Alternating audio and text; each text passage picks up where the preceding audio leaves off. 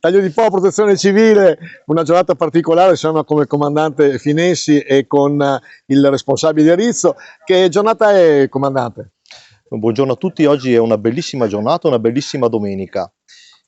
La nostra protezione civile dell'isola di Ariano, un intercomunale fra Taglio di Po, Ariano nel Polesine e Corbola, si sta preparando per le eventuali emergenze. Infatti oggi è una giornata di esercitazione.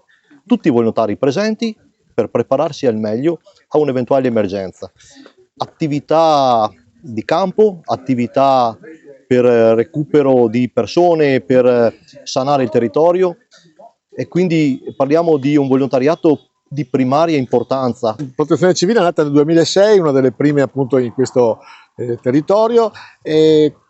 Quanto è stato di sostegno alle varie emergenze che ci sono state? Tra l'altro lei porta il simbolo di un riconoscimento fatto per il vostro intervento all'Aquila. Sì. Quindi non solo in questo territorio, ma partecipate anche a cose importanti in tutte le parti d'Italia. Sì, è una protezione civile che è riuscita a crescere, a impegnarsi sia per il territorio locale, piene del fiume Po, emergenza neve, altre emergenze per ritrovamento di persone, ma è riuscita anche ad esprimersi al di fuori del territorio, a livello nazionale, l'Aquila, ma in tanti altri posti d'Italia, e quindi persone da grande cuore, persone sempre disponibili, ma io aggiungo anche persone molto preparate, perché come oggi vengono a colmare la loro preparazione, vengono ad addestrarsi a vivere la protezione civile.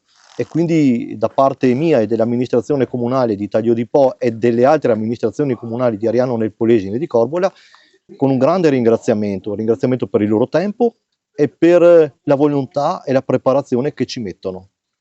Ecco, Diego Rizzo, se si vuoi spiegare un pochino le operatività che fate, qua ci sono i mezzi che avete che sono importanti. Sì, buongiorno, questi sono i nostri mezzi a disposizione per le nostre emergenze.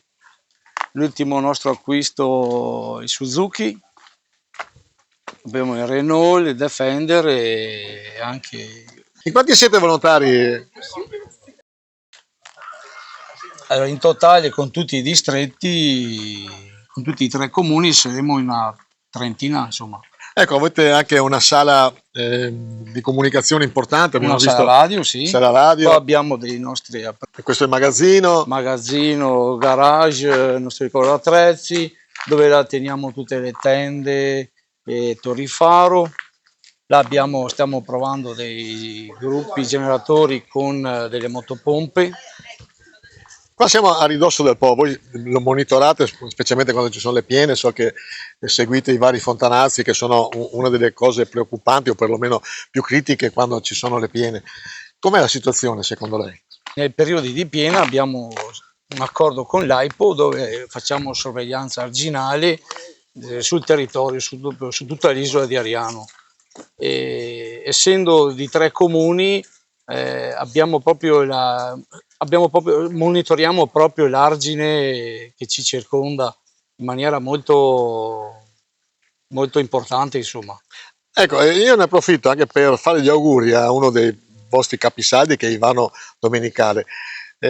Sappiamo che adesso ha avuto dei problemi di salute, quindi gli auguriamo di ritornare al più presto in azione. Assolutamente sì, deve ritornare nel suo ruolo come ha sempre fatto dal 2006, da quando è stata fondata la Protezione Civile, perché è lui veramente il caposaldo di tutto questo, insomma, è veramente lui. Ecco, auguri a Ivano, auguri naturalmente alla Protezione Civile e complimenti per quello che fate. Grazie.